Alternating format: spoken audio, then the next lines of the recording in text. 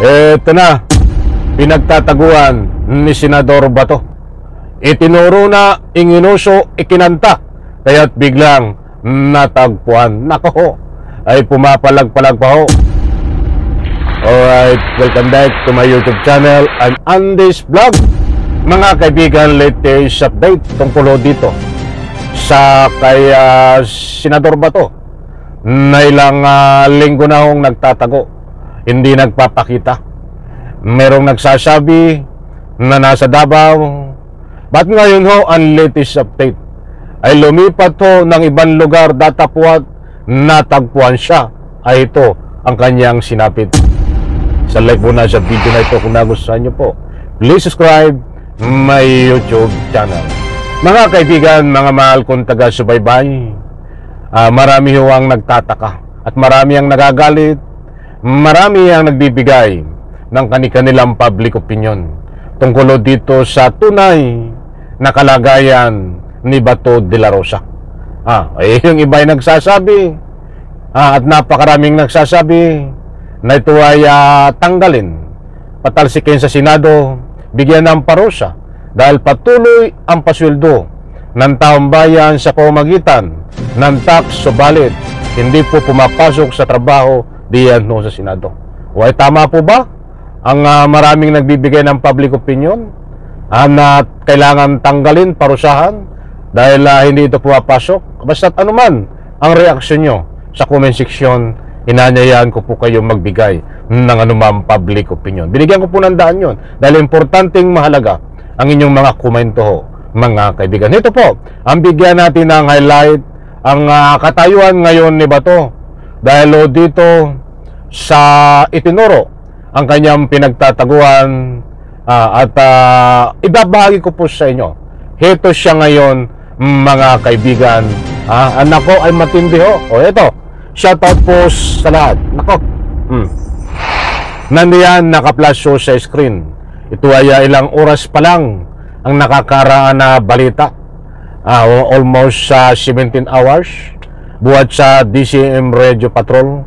Mayroon po itong video at ang ibabahagi ko po sa inyo ay nandiyan ang ating katibayan.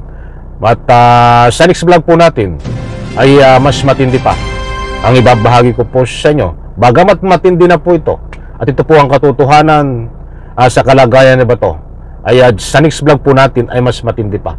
Kaya huwag po natin kalimutan ng next vlog ko rin na panoorin. Bato sa Pampanga. Hindi po Bato ha.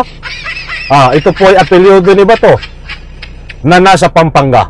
Nakalagay Bato sa Pampanga. Buti nililiwanag natin. Baka magpagkamalang Bato diyan sa Pampanga. Hindi Ito po ay mismo na apelyido ni Bato na siya po ay ibig sabihin ay nasa Pampanga. Ibig sabihin, malinaw dito, itong si Bato ay nandiyan po sa Pampanga nagtatago. Dahil balita po natin, ito ay nasa part po ng Davao, mga kaibigan, nung mga nakarang linggo. Subalit nung siguro ay natunugan na siya ay na-corner na diyan po sa part ng Davao, ay lumipat po ng hideout at pinagtataguan diyan po sa part ng Pampanga. Ito po, muling iginiit ni Ombudsman Jesus Crispin Boying Remulla na mayroon ng warrant of arrest laban kay Senador Bato de la Rosa mula sa International Criminal Court ICC, ngunit tumanggi siyang magbigay ng iba pang detalye. Nandiyan po ang ating resibo. Sa pagkakaalam ng Ombudsman, nananatili sa Pampanga ang Senador. Maliwanag ho, mga mahal kong taga-subaybay, iyan po ang kabuuan na resibo at nandyan din po naka-flash sa screen at napanood ko din ho itong actual interview ni Ombudsman Boying Remulla sa DCMM.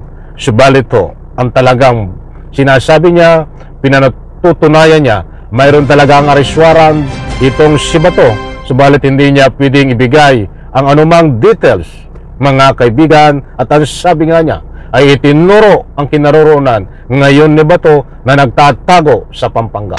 Nako, maliwanag ho, mga kaibigan. Muli kong ulitin sa part na yun.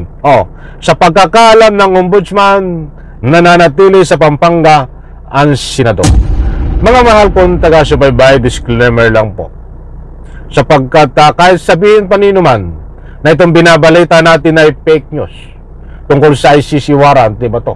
Tatanggapin ko yan, mga kaibigan, kung ano man ang inyong reaksyon, kung piki man ang arrest warrant. Ba't ang pinangahawakan ko dito, mga mahal kong taga-subaybay, nauunawaan ko kung sasabihin ni Boying Remulla, ang ombudsman ngayon, na hindi siya magbibigay ng anumang complete details tungkol sa ICC warrant. Ang tanging pinatunayan niya lang ay talagang mayroong ICC warrant si Bato. Subalit ayaw siya magbigay ng anumang details. Dapat nga, Ombudsman Boying Remulla, kahit mayroon ng arrest warrant itong si Bato, ay hindi ka nag-announce na mayroon ng arrest warrant na galing sa ICC. Dahil yan ang nagbigay daan kay Senador Bato para makapagtago at hindi mahuli. Oh, tama po ba, mga kaibigan? Kaya't nauunawaan ko ang ICC. Nauunawaan ko ang ating mismong Pangulong Bongbong Marcos, ang ating pamahalaan, o sino mang kinahukulan na may kinalaman ho dito na ayaw po silang umamin na mayroon ng ICC warrant itong si Bato. Aba, ay kapag umamin ho ang ICC na mayroon ng ICC warrant si Bato, ay lalo na kung hindi magpapakita si Bato, hindi ho mahuhuli yan hanggang hindi binabalik si General Torre. Lalo na pag umamin ang ating pamahalaan, ang ating Pangulong Bongbong Marcos, na mayroon ng ICC warrant si Bato. Aba, tuloy nang nagtago ho ito si Bato. Kaya't napakarami ng anumang nagbibigay ng public opinion, kailangan si General Torre na maibalik o ika nga po'y mamuno sa paghuli dito kay Bato kung sakali mang iutos ng kinahukulan o magbigay ng go signal ang ICC warrant na ika nga po'y isilbi na ang ICC warrant laban ho kay Bato. Alam ko mga kaibigan, naintindihan nyo ako. Ngayon ho, nagkawindang-windang. Napakadaling huliin ho ni Bato kung hindi nag-announce na mayroong ICC warrant itong ating Ombudsman Boying Remulla. Ba't naunawaan ko ho itong si Boying Remulla, ang Ombudsman? Ako ho ay nagbibigay ng anumang public opinion lang. Tama po ba? Kung hindi ho ito nag-announce na mayroong ICC warrant, napakadaling hulihin, di ba to?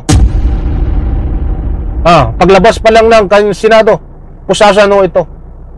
Katulad ng nangyari kay Digong, kahit may ICC warrant na ho, hindi inamin ng Malacanang, hindi inamin ng kapulisan, inamin lang ng may ICC warrant si Digong noon, nung ika nga po'y hinuhuli na Dianhos Airport.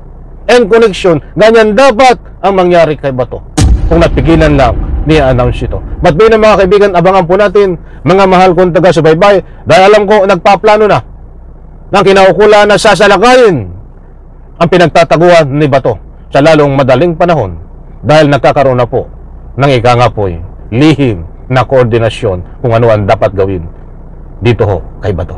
Sa like po sa video na ito. Maraming salamat. Bye-bye. Palakpakan.